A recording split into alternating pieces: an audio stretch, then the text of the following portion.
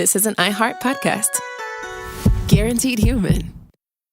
Support for the show comes from Public, the investing platform for those who take it seriously. On Public, you can build a multi-asset portfolio of stocks, bonds, options, crypto, and now generated assets, which allow you to turn any idea into an investable index with AI. It all starts with your prompt. From renewable energy companies with high free cash flow to semiconductor suppliers growing revenue over 20% year over year, you can literally type any prompt and put the AI to work. It screens thousands of stocks, builds a one-of-a-kind index, and lets you backtest it against the S&P 500. Then you can invest in a few clicks. Generated assets are like ETFs with infinite possibilities, completely customizable and based on your thesis, not someone else's. Go to public.com/podcast and earn an uncapped 1% bonus when you transfer your portfolio. That's public.com/podcast. Paid for by Public Investing. Brokerage services by Open to the Public Investing Inc. Member FINRA and SIPC. Advisory services by Public Advisors LLC, SEC registered advisor. Generated assets is an interactive analysis tool. Output is for informational purposes only and is not an investment recommendation or advice. Complete disclosures available at public.com/disclosures. You're listening to a podcast, so you're doing something else too, like maybe scrolling home listings on Redfin, saving places you like without thinking you'll get them, because that's what house hunting has become. But Redfin isn't built for endless browsing. It's built to help you find and own a home. Redfin agents close twice as many deals as other agents, which means when you find a place you love, you've got a real shot at getting it. Redfin helps turn saved listings into real addresses. Get started at redfin.com. Own the dream. Do you want to find a stress-free way to buy your next car? Start at CarMax and shop your way. And if you want to browse with confidence, get pre-qualified online with no impact on your credit score and shop cars within your budget. From luxury cars to family rides, CarMax has options for almost every price range, including more than 25,000 cars priced under $25,000. So, hey, want to get started? Just head to CarMax.com for details and get pre-qualified today. Want to drive? CarMax. What's...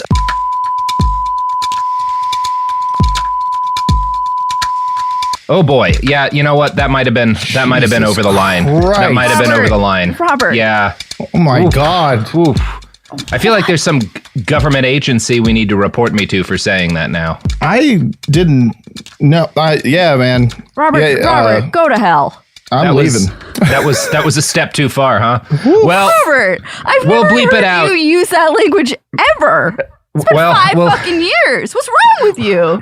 We'll edit that all out, and you at home can imagine Holy what shit, horrible he's a thing I menace. said, what cancelable thing I said that'll get leaked 7 years from now. Please replace it with, He's embarrassing. Yeah. Well, this Jar is Jar's behind. back, baby. Jar Jar's back. Matt Leap got a fresh haircut. It's going to be a good day. It's going to be a good day talking about Josef Mengele. Oh, Wait, no. JK. No. Way to ruin the vibe as usual, Robert. Welcome I forgot back to that Behind once the again we are Bastards. talking about something that's going to make everyone sad. And I like to think that as, a guest of this podcast, I'm here to, try to lighten the mood. Excellent. So, along with Jar Jar, I brought this. Excuse me. I don't want to talk about Mengele no more. I just want to talk about happy things. Just happy things. All right. That's, Wow. I'm going to bust that out every time. That was so little dicky of Wow. you. Wow. Yeah, it's like Little Dicky did like a Tommy style concept album, but about Josef Mengele. I love it. Oh, fuck me. We're sewing twins together. Oh, dear God. I'm sorry. Wow. Oh, boy. Oh, I know you're there's about a to small be percentage of your listeners who do not like me. Grievously offended. Yeah. Yes. And that was for them. Yeah, I got a new kind of offense recently where somebody was like, it's messed up that your show is called Behind the Bastards and you call the bad people bastards because that's hurtful to people who were born out of wedlock. And like, yes. People don't use that word that more anymore. Like that's just not a thing that we do. When I hear someone say bastards, I don't think, yes, this is someone referring to a person born outside the bounds of holy matrimony. Right. This is, I feel like language evolves is the thing. Robert, I raise your people being offended over the word bastards to the Coco Chanel apologists in my DMs. Like, howdy, if you did that, I saw it. I hope by now the Liver King episodes will be dropping. So I hope you've got Liver King apologists in there too, being like, look, man, a lot of people take $15,000 in steroids every single month. Yeah, no, what's wrong with that? I look forward to hearing from you. Definitely, gentlemen. 100% dudes. Yes. Speaking of a dude, Josef Mengele. Oh, man. Definitely was a dude. And his wife Irene had been married just over a month when Germany invaded Poland after carrying out a false flag attack to justify said aggression. World War II, starts, and Josef is over the moon about it. He believes the war is the, quote, last desperate fight of the German nation, by which he meant that without a cleansing genocidal war to clear out large swaths of farmland, Germans would be doomed to interbreeding and genetic collapse. God damn it. Yeah, he's that guy. He buys into it, He's all full-throated. Now, because he's got some health issues, it's not until 1941 and the start of Operation Barbarossa that Mengele actually sees combat in Ukraine. His posting is the infamous SS Viking Division, which is spelled Viking, and I'm going to call it Viking because that makes them sound silly, and they are terrible war criminals. So full support. The Vikings were very scary. Very scary Vikings. Very scary Vikings. So the Viking Division is made up of Germanic peoples, mostly from outside of Germany. There is like a German battalion or whatever in there, but a lot of them are from Belgium, Norway. A lot of them are Norwegian, people from Denmark, from France, from Holland. They're basically like Aryans from all the places the Germans have conquered. And the actions of the Viking Division are, you would call them controversial to this day. The unit fought exclusively in the East during the worst atrocities of the Second World War, and they participated in several of those atrocities. But because the membership is largely foreign, there has been a lot of effort dedicated to minimizing the culpability of the volunteers. A good example would be this ABC Australia article about a Finnish government report that concluded the 14 or so Finnish volunteers in the unit likely committed war crimes. The report notes accurately that the Finns agreed to supply soldiers for the elite division after their brutal war with the USSR, which is true enough. But check out how they word this. Reluctantly, Finns complied and covertly recruited the first group of 400 SS volunteers to be sent for training. The vast majority of them had no ideological sympathies with the Nazi regime, the report said. Finns were, above all, interested in fighting against the Soviet Union due to their brutal experiences in the Winter War. In this way, the starting point for Finns' involvement was different compared to most other countries joining SS foreign volunteer units. No, they didn't have a choice, wound up in that SS unit on accident. Just, how you're stumbling home from the bar, you had a couple rounds, and then you wind up in the SS. It happens to all of us. You find a friend where you got a mutual hatred of this other dude, and he happens to also hate every Jew who's ever lived, and you're like, well, you take the good with the bad. Yeah, and it's one of those, like, there's a movie coming out right now that's about, like, some Finnish guy murdering Nazis, and there's a concern some people have is like, are they just going to kind of whitewash the fact that an awful lot of Finns were completely on board with the Nazis? Yes, they will. No, and obviously you can note that, like, the Finns had just suffered this devastating invasion from the USSR that they had no fault in, and that would make things complicated. They're in a difficult geopolitical situation, but you don't need to whitewash these SS guys, especially when you read passages like this from David Marwell's book. Early in the morning of July 2nd, SS Standartenführer Wackerl, the beloved commander of the division's Westland Regiment, was shot and killed by a sniper near the village of Slowitka. In the days that followed Wackerl's death, members of the Viking Division carried out acts of extreme violence, claiming an estimated several thousand Jews as victims. Struve presents evidence from the records of various German army units in the area, quoting, for example, the diary of a Lieutenant Kaysberg with the 295th Engineers Battalion. Firing everywhere. It crackles. The SS bumps off anyone they get their hands on. It is horrific. The Chief of Staff of the 4th Army Corps observed that individual members of the Viking Division were seen hunting for Jews. The war diary of a unit in the area noted that the SS was indiscriminately shooting Russian soldiers and civilians in large numbers. A member of the supply unit of the division, Hans Gunther Otto, in a sworn affidavit after the war, claimed that his unit had been informed that Wackerl had been killed by a Jew, and that their participation in the revenge actions marked the beginning of the unit's participation in the extermination of the Jews. Otto described an order that was read to his unit after Wackerl's death. The order said that we were no longer held accountable for the killing of any Jews we could get hold of, and that we could indeed shoot any Jew we saw. So this is who Mengele serves with when he does his combat tours. Great. Good influences. Yeah, it seems like that's going to moderate his natural shittiness a lot. Now, we unfortunately know very little about the specific details of what Mengele did with the Viking Division. He's there for close to 2 years, but he is present with them through one of the most bloody periods in the history of human warfare. Given his professional expertise at identifying Jewish ancestry and the fact that his division is hunting Jews, there's a pretty good chance he was consulted on who to kill, right? On do we massacre this village or not, right? You know, that's a pretty good chance he was involved in that sort of thing. They would just like wheel Mengele out to look at every villager and just be like, point out which ones you think are the most Jewy. And he'd be like, oh, that's my favorite thing to do. That's what I do. So the first massacre by the Viking Division was carried out at a prison in a town called Zolossiv, where the retreating Soviet army had massacred about 650 prisoners on their way out. When the SS discovered the bodies, they and their Ukrainian allies slaughtered more than 1,000 Jews in the area. One survivor later recalled, the SS people stood around the pit, and from time to time they ordered someone, especially men with beards and sidelocks, to come out and kneel in front of them. With sadistic pleasure, they hit their victim until he lay unconscious on the ground, and they kicked them back into the pit. Sometimes family members tried to help the poor people, but then they often made their fate even worse. Some were taken out of the grave and beaten to death with unimaginable brutality. Yeah. Joey Mengs, everybody.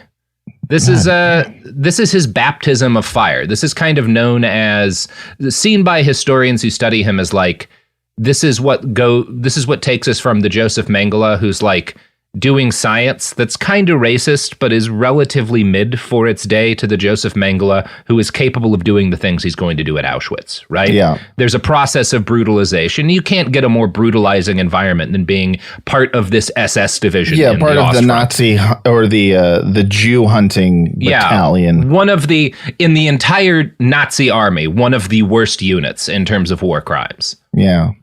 I mean, I don't like them. No, I don't. They don't sound nice to me. Yeah, not a fan. No. In a single week, the SS Viking Division was responsible for between 4,000 and 7,000 murders of Jewish Ukrainians. They're often just kind of killing every person they can in a city or a town that they wind up billeted in. It's possible that Mengele participated directly in at least some of the killing. We simply don't know. Our records of his performance only detail his combat actions, and he performed well against partisans, winning an Iron Cross second class and then first class for pulling comrades out of a burning tank. Mengele provided field medicine through a number of heavy combat actions. In the first 5 months in the field, his division lost 20% of its manpower, which is heavy. That's an intense rate of casualties. Good. I hope it made him sad. Yeah, I hope they all suffered real intensely. Bad. Mm-hmm. Yeah. Now, Mengele was praised by his superior officers even as the tide of war turned gradually against the Nazi forces. At the end of November 1942, he was nearly killed in an aerial attack. A comrade described in his unit log, vigorous air activity again. Dr. Mengele buried. Bomb explodes next to Foxhole and buried him. They got him out, alas. Whoa. So a thing that is cool in this time period is the Russians counterattack at Stalingrad, and the Romanian army kind of collapses, and then they surround the German 6th Army. And, you know, massacre it. Josef Mengele is in and around that action, and he actually gets evacuated by air during one of the last moments in which that would have been possible. No one's really sure why he gets evacuated. He doesn't seem to have been injured, which would have been a normal reason to like pull an officer out from the front.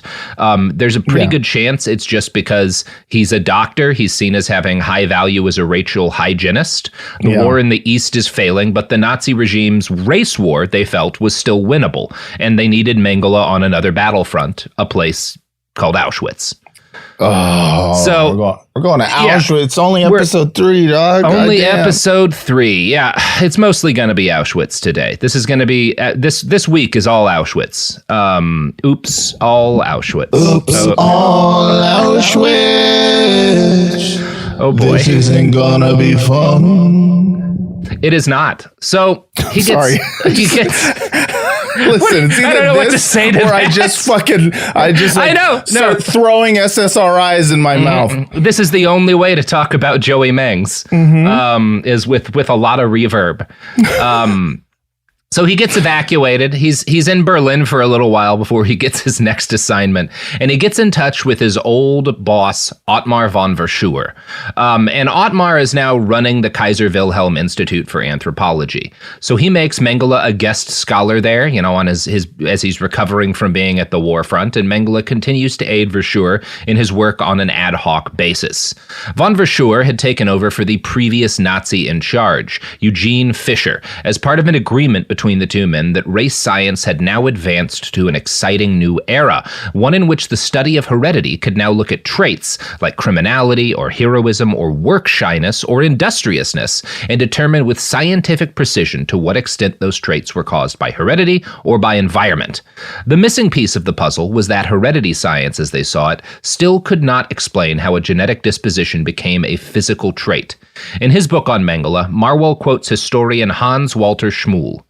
The idea, generally accepted up to that time, that every attribute was simply transmitted as dominant or recessive, monofactorial genetic information, did not hold up to the results of mutation research, population genetics, or developmental physiology.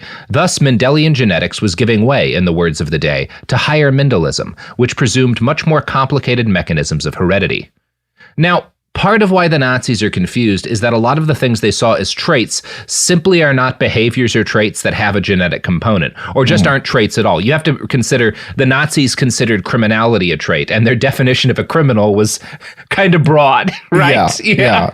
It was weirdly sounded a lot like they were just trying to describe Jews in any aspect and just trying to use science to justify it. Yeah, so you can see how they would be confused that all of their calculations aren't adding up here. And also, what's a crime? Because they would also, like, anything gay was a crime. Anything, for sure. Exactly. Anything genderqueer was a crime. So criminality, quite broad as well. Broad term for the Nazis. Now, they were asking, because these guys are scientists, and some of what they're asking were legitimate at the time scientific questions about heredity. They were not just trying to do stuff that was nonsense race science. They were trying to answer real questions that scientists all over the world were kind of grappling with.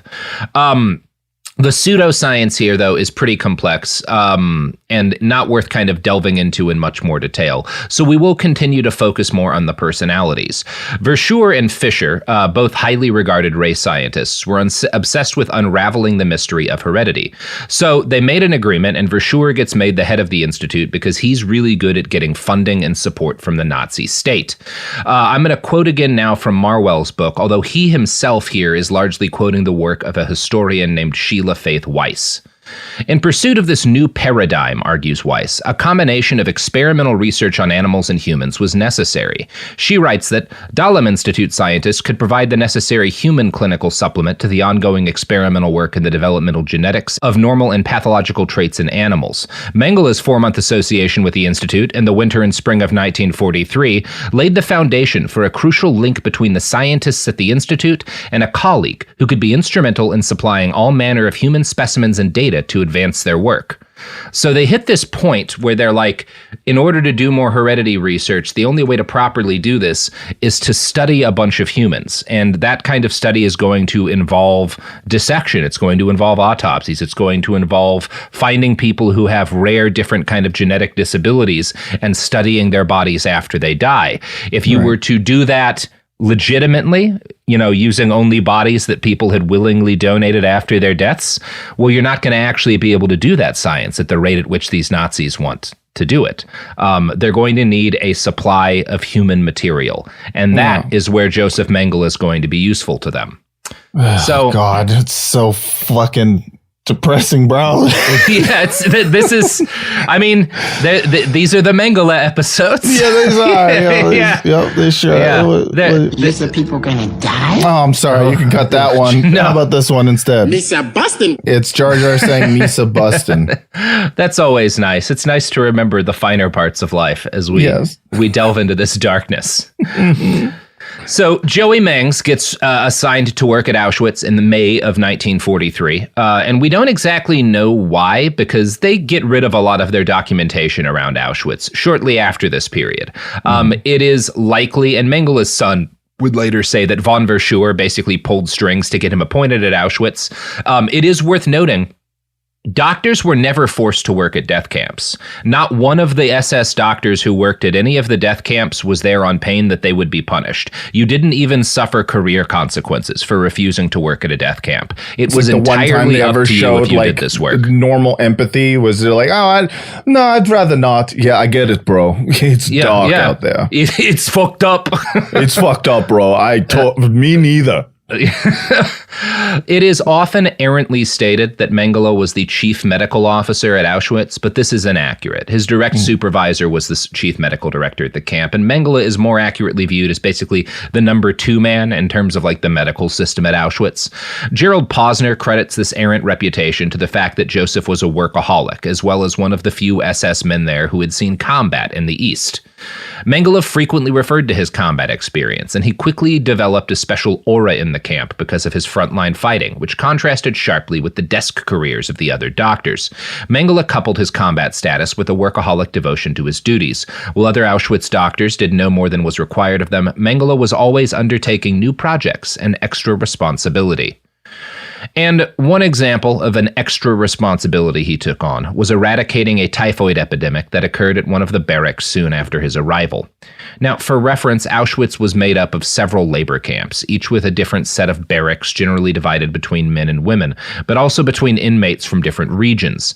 As a general rule, families were split up on arrival by sex and availability to work, but sometimes too many people came in at once. Auschwitz, I think the most people it ever killed in a day was 9,000. And there were days where more than that arrived. And thus, it was a factory for producing death. And so sometimes when they had too many people arrive, communities would be kept intact until they could be exterminated. And when you stick large numbers of people in tiny, poorly made barracks with no insulation in the middle of a European winter, and you feed them maybe 700 calories a day, and you deprive them of clean water, illness is going to spread. And sure enough, typhoid epidemics were rampant. At the time, with the technology available, it was basically impossible to stop typhus from spreading once it had become endemic in something like a crowded barracks.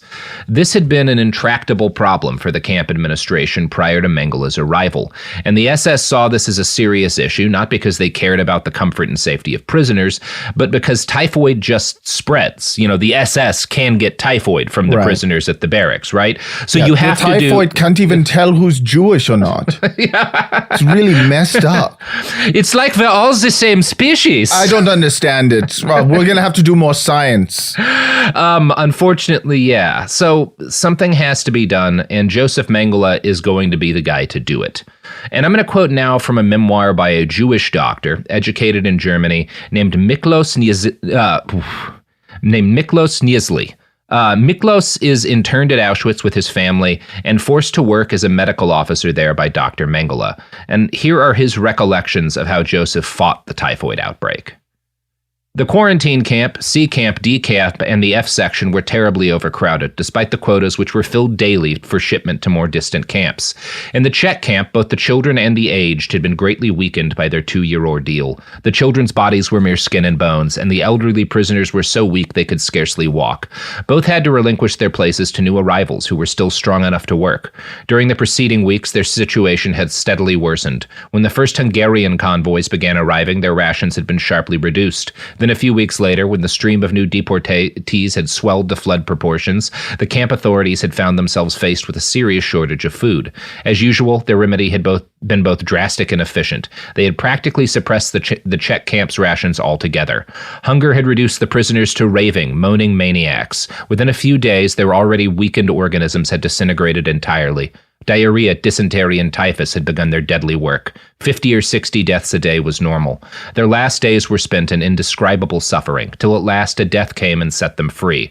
The closing of all barracks was ordered early in the morning. Several hundred SS soldiers surrounded the Czech area and ordered the inmates to assemble. Their cries of terror as they were loaded into the waiting vans were terrible to hear, for after 2 years in the KZ, they no longer had any illusions about what lay in store for them. Liquidation Day found some 12,000 prisoners left in the Czech camp. From among that number, 1,500 able-bodied men and women were chosen, along with 8 physicians. The rest were sent to number 2 and number 3 crematoriums. On the following day, the Czech camp was silent and deserted. I saw a truck loaded with ashes leave the crematorium and head towards the Vistula, it's a river. Thus, the Auschwitz muster rolls were reduced by more than 12,000 units, and one more bloody page was added to the Auschwitz archives. That page contained only the following brief inscription. The Czech section of the Auschwitz concentration camp was liquidated this date due to a prevalence of typhus among the prisoners. Signed, Dr. Mengele, Hauptsturmführer. Yeah. This is exactly like forcing people to get vaxxed. Mm-hmm. You know, it's the same thing, bro. I want to punch an anti-vaxxer in the face. It's like every time I listen to this podcast about like different Nazi atrocities or read about it, I'm always just like, if I ever see an anti-vaxxer walk into a Baskin Robbins with a fucking Star of David that says vaccine on it, because they're like, I don't need a vaccine. I just want all 32 flavors. I'm going to punch him in the fucking mouth. I think it is justified to do violence to people who compare, like, I think, and so it's not too. even, you're not even being forced by the state to get a vaccine. You're being told, like, yeah, man, if you want to work in a high school cafeteria, you have to get a COVID vaccine. What like, is this? Is this a Nazi Germany? No, it super isn't. It's totally not. It's one of those things, like, everybody knows Auschwitz, like, horrible, right? Like, that's not, we're not like blowing any minds with the fact that this was a bad place.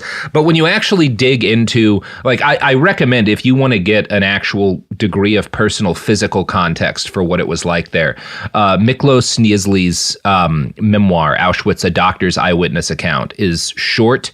You can finish it in an afternoon. It's not a long book, and it's fucking harrowing. Yeah. Like, just absolutely some of the worst things that you can possibly hear. That was just one passage you read, and I already need a nap. That's not one of the bad ones. Like, it's bad, but like, in terms of the degree of personal brutality involved, that's not the worst thing we're going to talk about today. Oh, cool. Yeah, you're going to need a lot of Jar Jar, buddy. Well, that smells stinker whiff. Absolutely. Jesus. So it's important to note, we just talked about the fact that, like, the doctors at Auschwitz were not at all forced to be there. Auschwitz and the death camp system in general could not function without doctors. They were the key linchpin that held the entire thing together. The kind of thugs who were doing the mass, shootings of people and carrying the guns and manning the guard towers, those were much less important to the system of killing than medical doctors. In January of 1942, a group of Nazi functionaries under friend of the pod Reinhard Heydrich sat down in a suburb of Berlin called Wannsee to plan out technical details of the Holocaust. Prior to this moment, the genocidal violence of the Nazis had been a mix of deportations, mass shootings, restrictive laws, and random beatings and murders. After Wannsee, the death camps sprung up to full production, with a goal of cleansing Europe from undesirable races. As we've discussed throughout these episodes, this was seen as a medical task. Doctors like von Verschuer were key advocates throughout the escalating process of preparing the German state to carry out genocide. And I'm going to quote from the book Racial Hygiene here. Ottmar von Verschuer described in his textbook the need for a complete solution of the Jewish question. On March 27th to 28th, 1941, at opening ceremonies for the Institute for Research of the Jewish Question in Frankfurt, Eugene Fischer and Hans F.K. Gunther were guests of honor at a meeting where possible solutions to the Jewish question were discussed. At this meeting, Walter Gross reviewed the shortcomings of previous efforts in this regard, emancipation, persecution, partial annihilation, and so forth, and claimed that a final solution could only come from the complete removal of Jews from Europe. So that's Mengele's job. That's why these doctors are there, right? They are seeing through the future health of the race by exterminating people, and that's very much how they see their role. Mengele's first job, and the first job of all SS doctors at Auschwitz, was to sort new arrivals to the camp. The trains would arrive packed full of starving, desperate people, often jammed in with the corpses of their loved ones who had starved or died of illness after days stuck in a dank, airless train car without access to sanitation. They would be marched out and sorted by a man like Mengele. And we're going to talk more about that, but But what? Ads. Oh, I hope you enjoy this commercial break. There we go. That's got everybody in a good mood, ready for capitalism. Somehow that was in a minor key. I don't even know. It's on auto-tune, and even the auto-tune is depressed. little miracles. This podcast is sponsored by BetterHelp. I get it. February's full of flowers, candy, stuffed animals, and of course, expectations about Valentine's Day in particular, and about relationships and dating in general. And these conversations, these expectations can feel overwhelming and stressful. No matter where you are, whether you're married or dating or single or just focusing on you, you're right on time, and therapy can help you find your way and see more clearly where you want to be. So if you're looking for a little bit of help figuring out things in your own love life, if you're looking for some help balancing things, therapy can be a great option, and BetterHelp is one option for therapy you should consider. BetterHelp therapists work according to a strict code of conduct and are fully licensed in the U.S. BetterHelp does the initial matching work for you so you can focus on your therapy goals. A short questionnaire helps identify your needs and preferences, and their 12-plus years of experience and industry-leading match fulfillment rate means they typically get it right the first time. If you aren't happy with your match, switch to a different therapist at any time from their tailored recommendations. BetterHelp is the world's largest online therapy platform, having served over 6 million people globally, with an average rating of 4.9 out of 5 for a live session based on over 1.7 million client reviews. So sign up today and get 10% off at betterhelp.com/behind. That's betterhelp.com/behind. Support for the show comes from Public, the investing platform for those who take it seriously. On Public, you can build a multi-asset portfolio of stocks, bonds, options, crypto, and now generated assets, which allow you to turn any idea into an investable index with AI. It all starts with your prompt. From renewable energy companies with high free cash flow to semiconductor suppliers growing revenue over 20% year over year, you can literally type any prompt and put the AI to work. It screens thousands of stocks, builds a one-of-a-kind index, and lets you backtest it against the S&P 500. Then you can invest in a few clicks. Generated assets are like ETFs with infinite possibilities, completely customizable and based on your thesis, not someone else's. Go to public.com/podcast and earn an uncapped 1% bonus when you transfer your portfolio. That's public.com/podcast. Paid for by Public Investing. Brokerage services by Open to the Public Investing Inc. Member FINRA and SIPC. Advisory services by Public Advisors LLC, SEC registered advisor. Generated assets is an interactive analysis tool. Output is for informational purposes only and is not an investment recommendation or advice. Complete disclosures available at public.com/disclosures. Hey, this is U.S. Olympic gold medalist Tara Davis Woodhull. And I'm U.S. Paralympic gold medalist Hunter Woodhull. As athletes, our lives are about having a clear path. And a team that you can absolutely trust. So when it came to getting the best mortgage, we chose PennyMac. PennyMac is proud to be the official mortgage provider of Team USA and you. Learn more at pennymac.com. PennyMac Loan Services, LLC, Equal Housing Lender, NMLS ID 35953. Licensed by the Department of Financial Protection and Innovation under the California Residential Mortgage Lending Act. Conditions and restrictions may apply. Oh, we're back. Oh, I'm back. I just took 3,000 Prozac, and I am ready to rock. There we go. There we go. So speaking of Prozac, Mengele and the other doctors that are there, their job is, selecting these people. And I can describe this experience of selection in broad terms, but nothing does a better job of illustrating it than the words of a man who went through it. Miklos Niezli arrived at Auschwitz in May of 1944, less than a year into Dr. Mengele's time there, and he met the man himself immediately on arrival. We jumped to the ground, then turned over to take our wives and children in our arms and help them down, for the level of the cars was over 4.5 feet from the ground. The guards had us line up along the tracks. Before us stood a young SS officer, impeccable in his uniform, a gold rosette gracing his lapel, his boots smartly polished. Though unfamiliar with the various SS ranks, I surmised from his armband that he was a doctor. Later, I learned that he was the head of the SS group, that his name was Dr. Mengele, and that he was the chief physician of the Auschwitz concentration camp. As the medical selector for the camp, he was present at the arrival of every train. Now, obviously, Miklos has imperfect recall, like all eyewitnesses. Mengele was not the chief physician, and he was not present for the arrival of every single train. This was a duty that doctors switched off on taking, and there's not documented evidence that Mengele did more than his share of shifts, which still means that he personally sent potentially several 100,000 people to their annihilation. Right. We just don't know if he, worked overtime. Yeah, it doesn't seem like there's evidence that he did. We'll talk a little bit more about why Miklos has some of these kind of beliefs about what Mengele did at the camp that don't line up with the documentation, because he's not the only one. This is not like a personal flaw. For one thing, talk to people who have been present at like a mass shooting, and you'll get different accounts of what happens and when. Eyewitnesses often, because it's a stressful, terrifying situation, and Auschwitz is the most stressful and terrifying situation of all of the stressful, terrifying situations. So yeah, your memory's going to have a couple of errors. It doesn't mean anything about the overall trustworthiness of his account. It's just that you get little details like that wrong. It is worth noting that the evidence suggests Mengele was unusually well suited to the mental task of selection.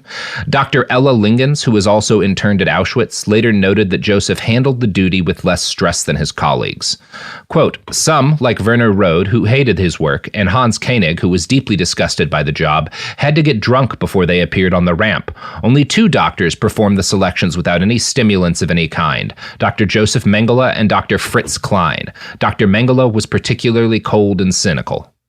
And Klein, who definitely deserves to be remembered in the same breath as a piece of shit like Mengele, had hated Jewish people with a passion ever since a Jewish guy stole his fiancée when they were undergrads. That was kind of his, yeah, that's his road to the Holocaust. Because that's my assumption for most Nazis. No, that is absolutely what happened. Some tall, handsome Jew, such as myself, maybe dated their ex-girlfriend who broke their heart, and now it's like, we must kill them all with their perfect faces and the nice penises.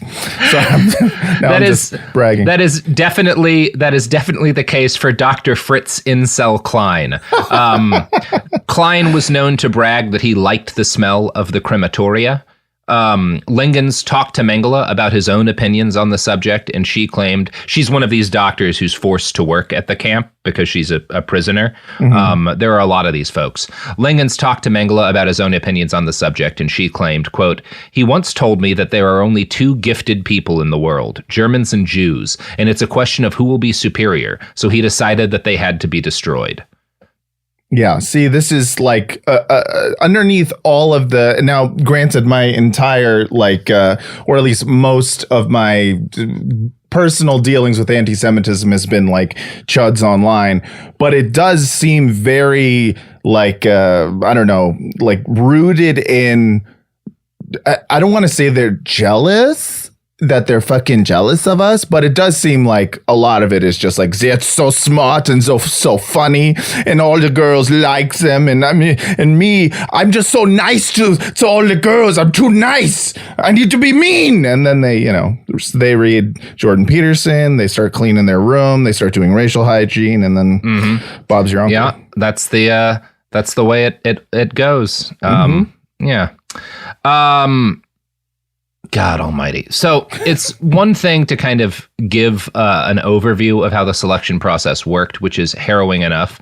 But I think I'd be doing it a service if I didn't give you an account of meeting Josef Mengele as a prisoner approaching selection. This one comes from our buddy Miklos, who does survive the camp. We'll talk a little bit about how later, because by God, it's a story. Quote, "To start, the SS quickly divided us according to sex, leaving all children under 14 with their mothers. So our once united group was straight away split in two. A feeling of dread overwhelmed us, but the guards replied to our anxious questions in a paternal, almost good-natured manner. It was nothing to be concerned about. They were being taken off for a bath and to be disinfected, as was the custom. Afterwards, we would all be reunited with our families. While they sorted us out for transportation, I had a chance to look around. In the light of the dying sun, the image glimpsed earlier through the crack in the boxcar seemed to have changed, grown more eerie and menacing. One object immediately caught my eye, an immense square chimney built of red bricks tapering towards the summit. It towered above a 2-story building and looked like a strange factory chimney. I was especially struck by the enormous tongues of flame rising between the lightning rods, which were set at angles over the square tops of the chimney. I tried to imagine what hellish cooking would require such tremendous fire. Suddenly I realized that we were in Germany, the land of the crematory ovens. I had spent 10 years in this country, first as a student, later as a doctor, and I knew that even the smallest city had its crematorium." Oof. Yeah. Before you were like, I feel like it would be a disservice to do the, please feel free to disserve me. Yeah. I don't need to hear it all. I'm sorry. It's like... Yeah, I think one of the stories that's kind of worth telling about Mengele in this period is the fact that, like, there's one point where a doctor gets sent to the camp and he kind of realizes what is happening. And he's like, I'm not willing to do this. I don't want to go through this shit. This is like not what doctors do. I feel like it's immoral for me to be here. And so he says that he's going to like leave. And like tries to get his way out of Auschwitz. This guy, so I found it here. So yeah, this SS physician named Horst Fischer is like, he goes through like one of these selections and he's just so horrified of it that he's tries to transfer out of it. Fisher asks himself kind of over the next couple of weeks, like why they're doing this, why these starving people, the poorest of the poor who couldn't possibly have like influenced the economy or politics or harmed Germany in any way, why these people had to be exterminated.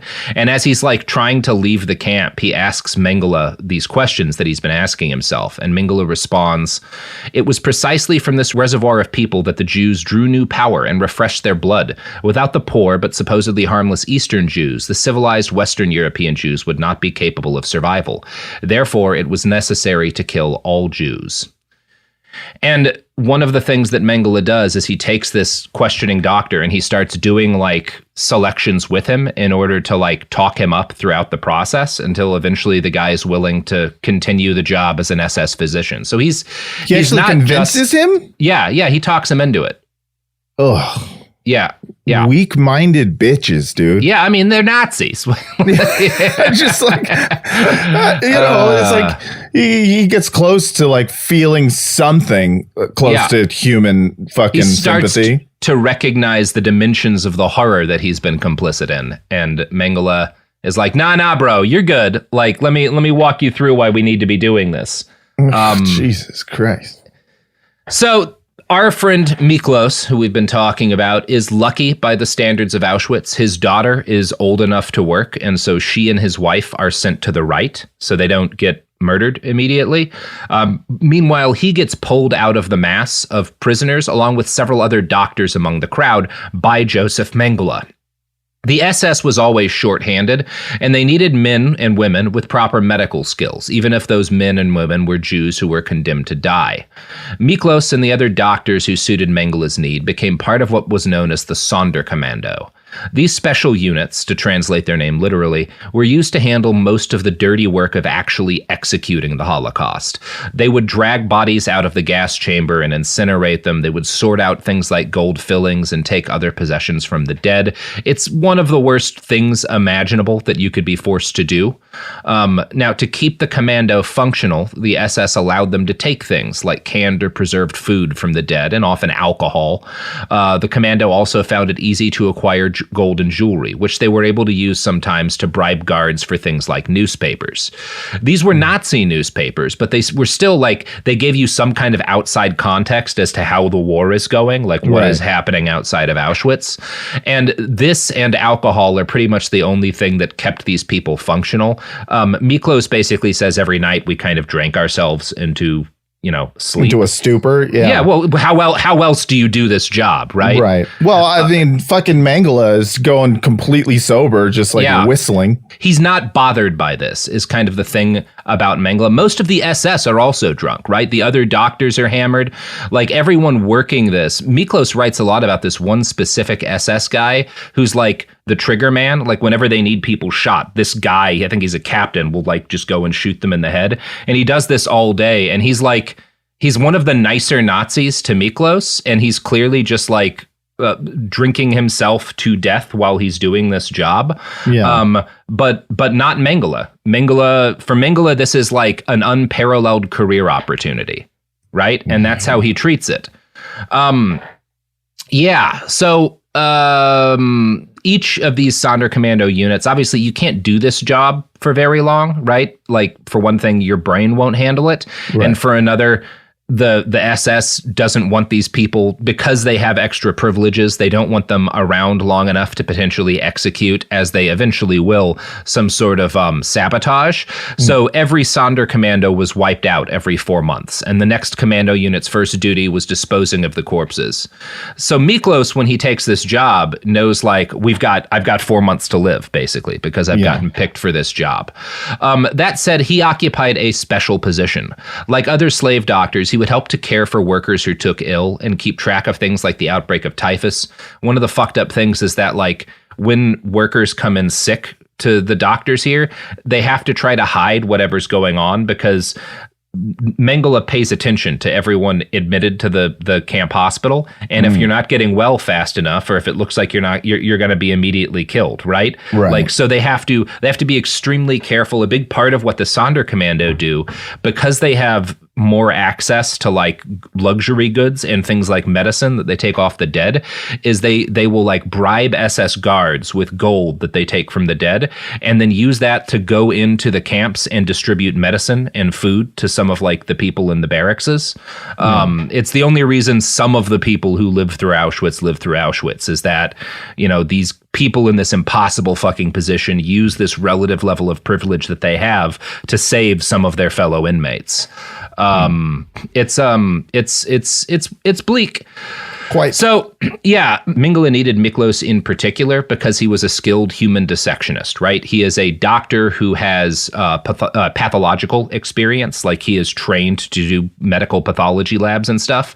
And Mengele is not a very good doctor, right? And that's the same reason, like that's Miklos, an understatement. Whenever the SS guys, but whenever like the SS guys get sick, they go to Miklos, and like he's able to do a lot of good for other people in the camp, because like some SS guy will get like fucked up or sick, and he will help that guy. And then when he's trying to like get into an area of the camp, he'll be like, "Hey man, like I had your fucking back when you got yourself the fucking clap or whatever, I need to get in for a minute." So like, again, these are kind of the ways things actually work on the ground, which you might think is weird given how strict in theory these ideas of racial superiority are, that these SS men, they're letting this Untermensch doctor touch their bodies. But like, again, they don't have, the SS doctors are poor physicians often. And Josef hates providing medical care in a clinical setting. He's also not competent. The job of a doctor? The job of a doctor, yeah. It's normal doctoring. Yeah. He's also... I hate this whole thing where I have to, I have to do the thing with the knee, make the knee move.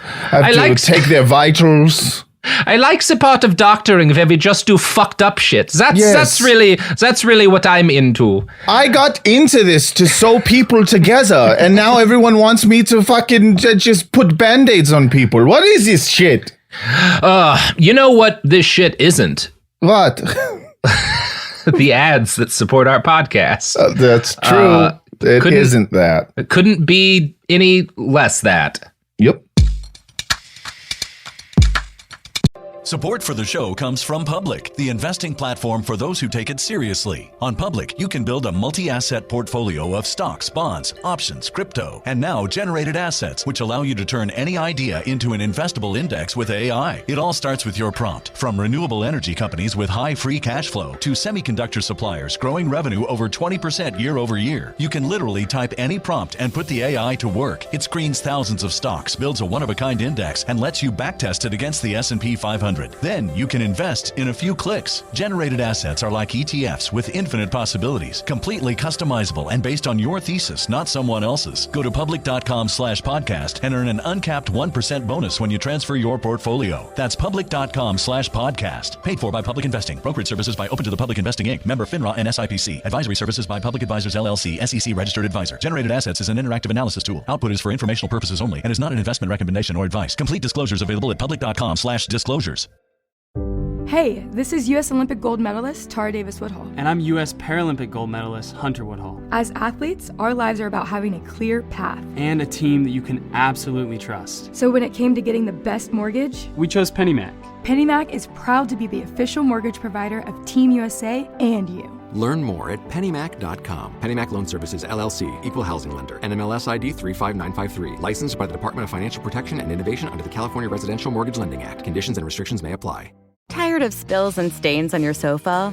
Wash away your worries with Anabay. Anabay is the only designer sofa that's machine washable inside and out, starting at just $699. Plus, Anabay sofas are pet-friendly, stain-resistant, and feature changeable slip covers and modular pieces. Get up to 60% off site-wide with a 30-day money-back guarantee. Visit washablesofas.com to get yours now. That's washablesofas.com. Offers are subject to change and certain restrictions may apply. We're back. Everybody's having a good time. Everyone's having fun. Yeah. This is like, I forgot that we always get to this point in the podcast where everything is just so sad that I want to die. Yeah. Sometimes I'm just going to be doing my taxes. Yeah. Just letting you know. This is, I'll occasionally respond with, oh, you don't say. That way you'll think I'm paying attention. See, I should probably get to my taxes as well. Bro, it's weighing on my mind. Yeah. I have to do it. It's coming up very quickly. So it'll be tax time by the time these episodes drop. Happy tax day, everybody.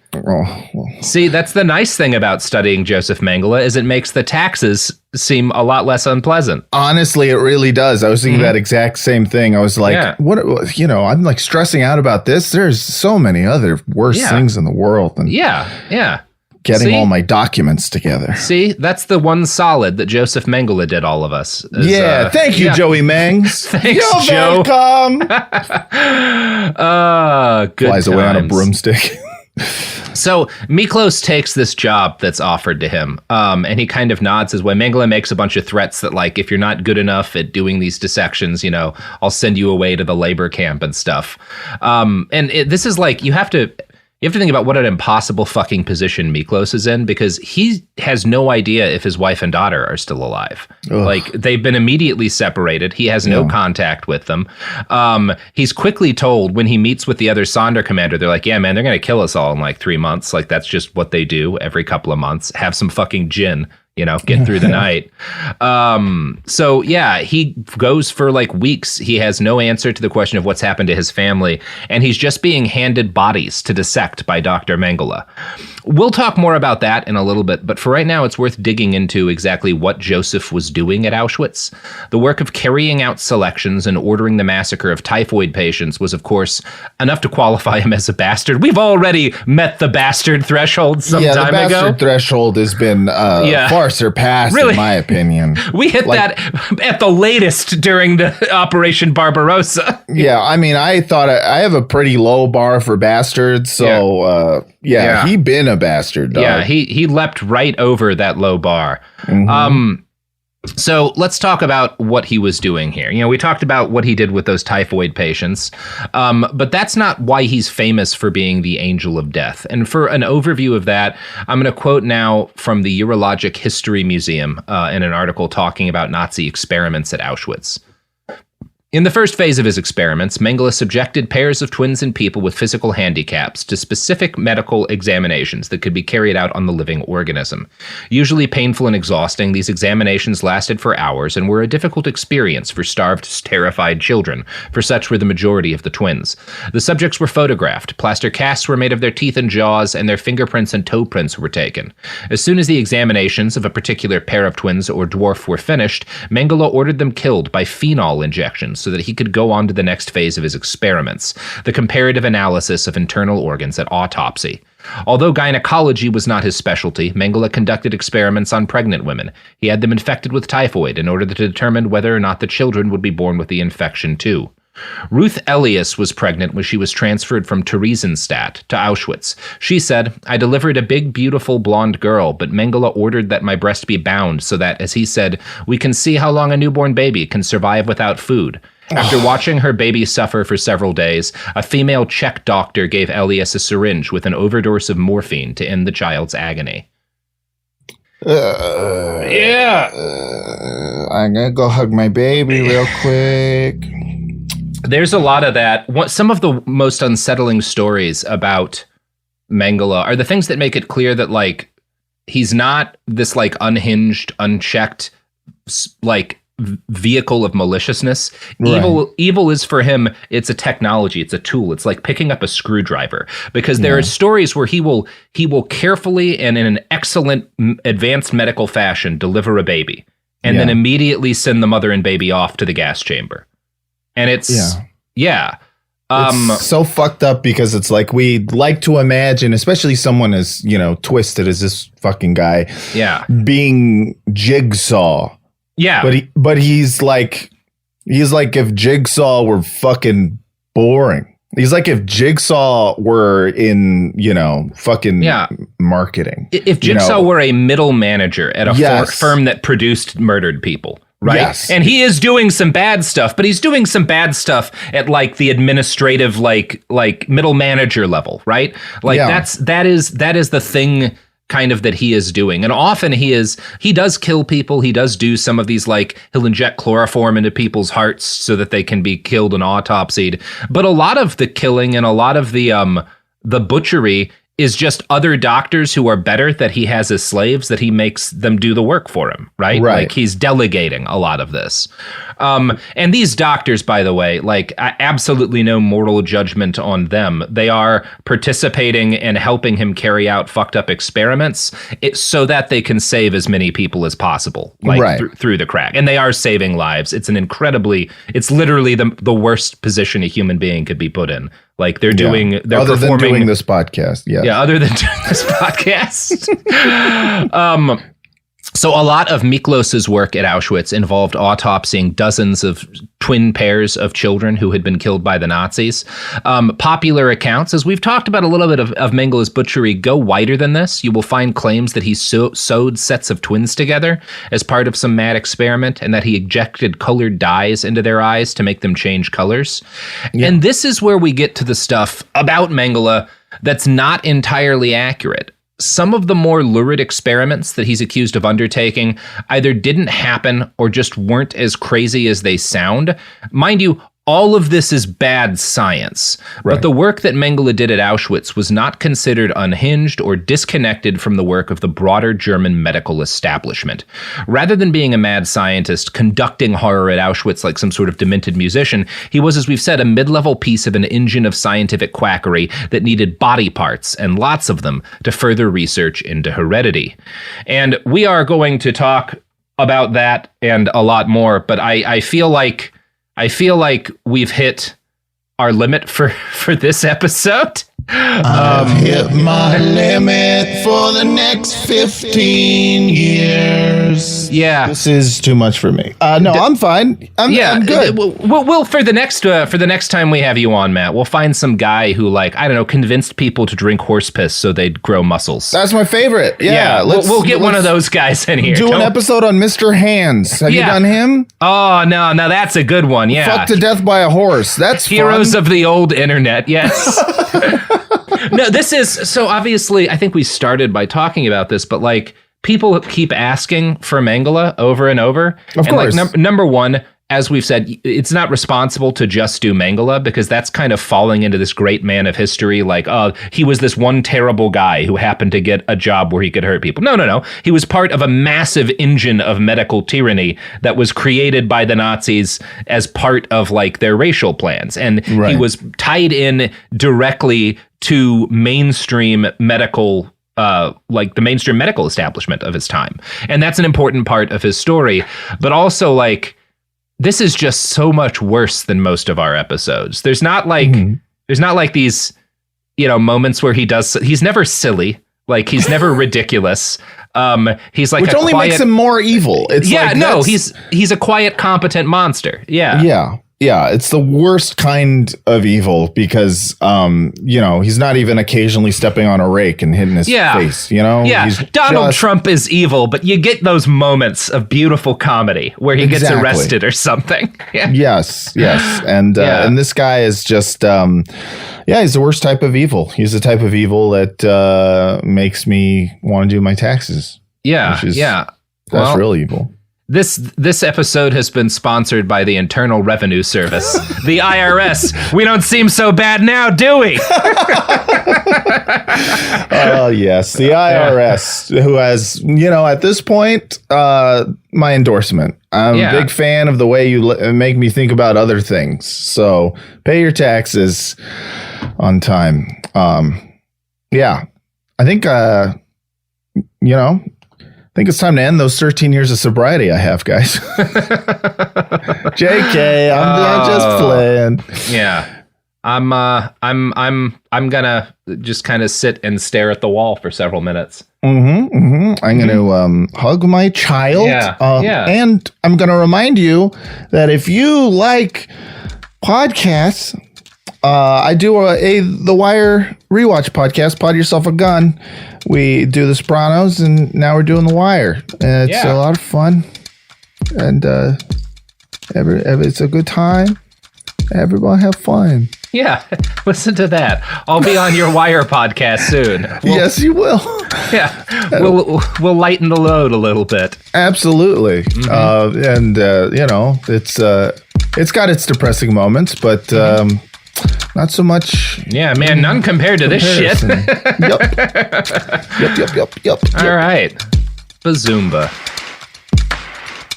Behind the Bastards is a production of Cool Zone Media. For more from Cool Zone Media, visit our website, coolzonemedia.com, or check us out on the iHeartRadio app, Apple Podcasts, or wherever you get your podcasts. Kids, pets, life, your sofa sees it all. But with a washable sofa, stains don't stand a chance. All of our sofa collections come with fully machine washable covers and cushions, making cleanup effortless. Liquid and stain-resistant fabrics provide extra protection against everyday messes. Plus, with modular designs, you can rearrange your sofa however you like. Perfect for growing families and changing spaces. Starting at just $699, it's time to upgrade to a stress-free, mess-proof sofa. Visit washablesofas.com today and save. Offers are subject to change and certain restrictions may apply. Pro drivers live for race day, but for small business owners, every day is race day. That's why going pro with Lenovo Pro matters. One-on-one advice, IT solutions, and customized hardware powered by Intel Core Ultra processors keep your business on the right track. Business goes pro. with Lenovo Pro. Sign up for free at lenovo.com/pro. Lenovo. Flag football is exploding, and iFlag is leading the way. As the Guinness World Record holder, iFlag hosts premier flag football tournaments nationwide for boys, girls, high school girls, and adults. From first-time players to elite competitors, iFlag delivers top-level competition, unforgettable experiences, and a community built around the game. Ready to be part of it? Join the movement. Find your tournament and learn more at iflag.org. That's iflag.org. This is an iHeart podcast. Guaranteed human.